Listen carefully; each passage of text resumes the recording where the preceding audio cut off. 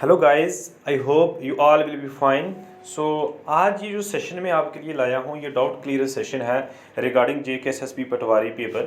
तो कल जेकेएसएसबी ने पटवारी पेपर अच्छी तरीके से कंडक्ट कराया और ये अंदाज़ा लगाया जाता है कि स्टूडेंट की जो अटेंडेंस थी वो अप्रॉक्सीमेटली हम नियरली 70% कह सकते हैं कि 70% स्टूडेंट्स जो थे कल वो प्रेजेंट थे जेकेएसएसबी जो ने पटवारी एग्ज़ाम हेल्ड किया तो उसके रिलेटेड। तो आज हम डिस्कस करेंगे कि क्या डाउट हैं जो स्टूडेंट्स, क्या क्वेरीज हैं, बार बार मैसेज पे मैसेज, कॉल पे कॉल कर रहे हैं कि सर हमारे जो भी डाउट हैं वो अब एक सेशन है जिसके ऊपर हमारे डाउट को क्लियर करें।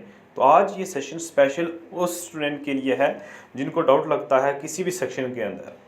तो लेट्स स्टार्ट। तो बहुत ज़्यादा स्टूडेंट्स का ये कहना है कि सर जो क्वेश्चन पेपर है उसके अंदर टोटल 4 क्वेश्चन थे। तो 4 क्वेश्चंस में वो कंसिस्ट था और जिसमें ये लिखा था कि जितने भी जो क्वेश्चन है वो कंपलसरी हैं। तो कोई स्टूडेंट्स ये बोल रहा है कि सर मैंने 4 में से 3 क्वेश्चन जो है किए हैं, क्या मैं क्वालिफाई कर पाऊँगा या नहीं कर पाऊँगा। किस स्टूडेंट्स की ये क्वेरीज हैं कि सर मैंने ख़त जो है वो एप्लीकेशन की फॉर्म में लिखा है, कोई बोल रहा है सर मैंने ख़त को ख़त की फॉर्म में लिखा है, उस फॉर्मेट में लिखा है, क्या उसके मार्क्स मिलेंगे या नहीं मिलेंगे, इसके ऊपर हम डिस्कस करेंगे। और वो स्टूडेंट बोल रहे हैं कि सर मैंने 5 लाइनें ही लिखी हैं, तो क्या इसके मार्क्स मुझे फुल मिलेंगे या आधे मिलेंगे या मेरे मार्क्स जो हैं वो कट हो जाएंगे, इसके ऊपर भी हम डिस्कस करेंगे। तो सबसे पहले मैं जो स्टूडेंट्स जिनका ये डाउट था कि सर कंपलसरी क्वेश्चन के रिगार्डिंग, देखो स्टूडेंट्स आपने इससे पहले कई एग्ज़ाम दिए भी होंगे तो वहाँ पे ऑलरेडी लिखा जाता है कि कंपलसरी का मतलब ये है कि जो 4 क्वेश्चन अगर दिए गए हैं तो 4 क्वेश्चन आपको 4 क्वेश्चन ही करने हैं। ये नहीं है आपको कि 4 में से 3 करने हैं या 4 में से 2 करने हैं। आप 4 में से 3 भी कर सकते हो, 2 भी कर सकते हो, लेकिन क्वेश्चन वहाँ पे दिया है कि कंपलसरी का मतलब आपको चारों के चारों क्वेश्चन अटेम्प्ट करने हैं। ये नहीं है कि आपको करने ही करने हैं, 4 में से आप 3 भी अगर कर लो अटेम्प्ट तो आप क्वालिफाई कर सकते हो, लेकिन उसके अंदर कंटेंट होना चाहिए। सबसे पहले क्या है कि जो सेक्शन ए है, सेक्शन ए आपके लिए ये तो कंपलसरी था ही था, क्योंकि क्वेश्चन नंबर जो 1 है उसके अंदर जो उसके पार्ट थे वो 20 थे, 20 मार्क्स का था, हर एक जो पार्ट था वो 1 मार्क्स का था। तो 20 में से आपको अप्रॉक्सीमेटली 7 और 8 मार्क्स के बीच में लाने थे आपको। अब दूसरी बात, अब जो स्टूडेंट्स का ये कहना है कि सर राइटिंग सेक्शन, अब राइटिंग सेक्शन के ऊपर बात करते हैं, हद के बारे में बात करते हैं कि सर हद को किस फॉर्मेट में लिखा जाए। तो सबसे पहले उसका मैं एक डाउट क्लियर करता हूं कि जो राइटिंग सेशन है, राइटिंग सेशन के अंदर आपके पास थे 3 क्वेश्चन। एक था आपका हद के रिलेटेड, दूसरा जो था आपका जो वो था मजमून लिखना था इसके ऊपर, और तीसरा जो था वो था ट्रांसलेशन करने के ऊपर। अब बहुत ज़्यादा स्टूडेंट्स ये कह रहे हैं कि सर मैंने सिर्फ एक खत लिखा है, बाकी मैंने मजमून भी छोड़ दिया और टूरिज्म भी, ये जो ट्रांसलेशन है। वो कुछ स्टूडेंट ये बोल रहे हैं कि सर हमने सिर्फ 2 ही चीज़ें की हैं और जो ट्रांसलेशन का जो पार्ट है हम नहीं कर पाए, हमारे पास टाइम नहीं था, तो हमने सिर्फ 2 ही, एक मजमून और एक लेटर ही कर पाए। देखो सबसे पहले मैं स्टूडेंट को ये बताता चलूँ, आपके पास ये टोटल है 30 नंबर की सेक्शन। जिस भी एस्पिरेंट्स ने 10 मार्क्स का लेटर लिखा होगा और 10 मार्क्स का ये मजमून लिखा होगा 20, तो 20 में से आपको अगर 10 मार्क्स लाने हैं तो आप क्वालिफाई कर सकते हो। लेकिन ये याद रख लेना कंटेंट आपका अच्छा होना चाहिए। कंटेंट मतलब ये मैं बोलना चाहता हूँ कि जो अगर आपने जो ख़त लिखा है, अब ख़त के अंदर आपने क्या लिखा है, देखो उसके अंदर ये मैटर करता है कि आपने उसको लिखा कैसे है, फॉर्मेट कैसे है, उसका फॉर्मेट कैसा है और उसके अंदर आपने लिखा कैसे है, कंटेंट कैसा है आपका, ये इसके ऊपर डिपेंड करेगा। और मजमून था टोटल 100 वर्ड्स का, अगर आपने एक पेज भी लिखा होगा तो वो 100 वर्ड्स का वो बन सकता है। बट मेरी कंडीशन ये है कि अगर आपने लाइन्स को छोड़ के लिखा हो, ये नहीं है ना एक लाइन में लिखा, दूसरी लाइन में छोड़ दिया, फिर तीसरी लाइन में लिखा, फिर 5वीं लाइन में लिखा, अगर इसमें आपने लिखा होगा तो एटलीस्ट आपके 1.5 पेज आपका होना बहुत ज़रूरी है। और जिसने लाइन छोड़ के नहीं लिखा, यानी 1 2 3 बराबर लिखा है, तो एक पेज भी जिसने लिखा है तो वो 100% उसके 10 मार्क्स डन है, ये मैं कह सकता हूँ। पहली बात ये आपका डाउट क्लियर हो गया कि सर इसमें ये मैंने एक ही पेज लिखा है तो क्या मैंने 100 वर्ड लिख दिए को मैंने आपको बता दिए कि अगर आपने लाइन में स्पेस नहीं छोड़ा होगा तो आपके 100 वर्ड्स में आ जाते हैं, और अगर स्पेस छोड़ के लिखा होगा तो वो डिपेंड करता है आप पे, तो 1.5 पेज यानी 1.5 पेज आपने लिखा होना चाहिए। क्लियर।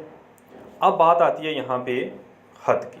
अब बहुत ज़्यादा स्टूडेंट्स परेशान हैं, मैसेज पे मैसेज कर रहे हैं कि सर हमने ख़त की फॉर्म में लिखा है।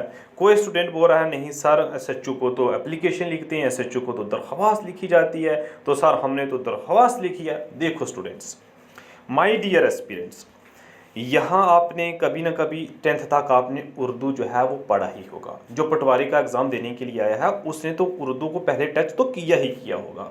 आपने बचपन में लिखा होगा, और यहाँ पे लिखा जैसे कि एसएचओ को ख़त लिखिए, तो यहाँ पे पहले लिखा जाता था ख़त की जगह कि दरख्वास्त।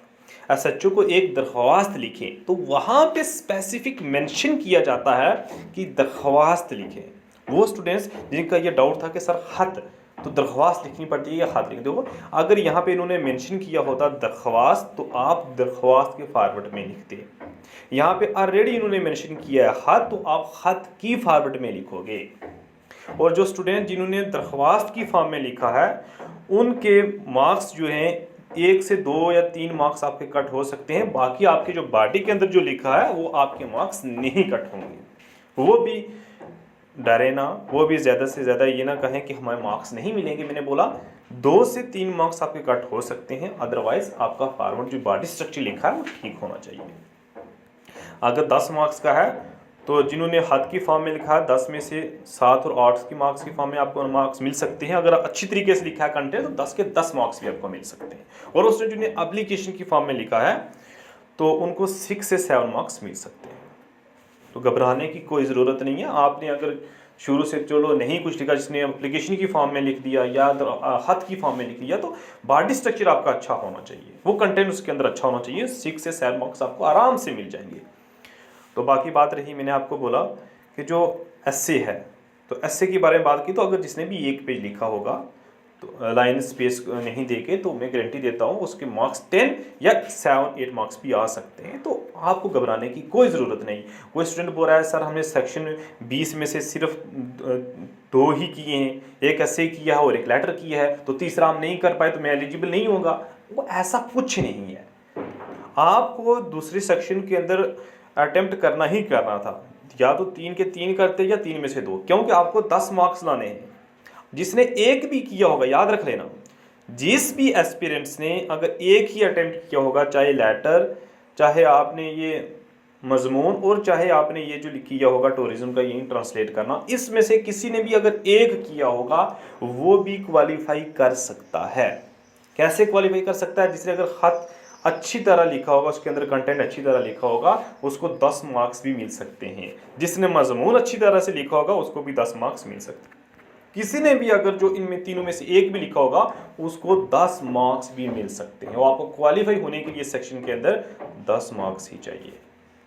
सो ये आपके जो भी डाउट्स थे वो मैंने आपको क्लियर कर दिए हैं। अब जो भी स्टूडेंट्स का अच्छा पेपर हुआ है वो आने वाले एग्ज़ाम के लिए तैयारी करें। इसी जो पटवारी का आगे आएगा MCQ बेस्ड, उसके लिए आप मेहनत करें, खूब तरीके से मॉक टेस्ट दें। जो भी प्रीवियस क्वेश्चन हैं उसमें से मैक्सिमम मैंने देखे हैं 5 से 7 क्वेश्चन आपको रेपिटेशन में देखने को मिलते हैं। सो स्टूडेंट्स, अब आपको डरने की घबराने की कोई ज़रूरत नहीं है। So take care, bye bye.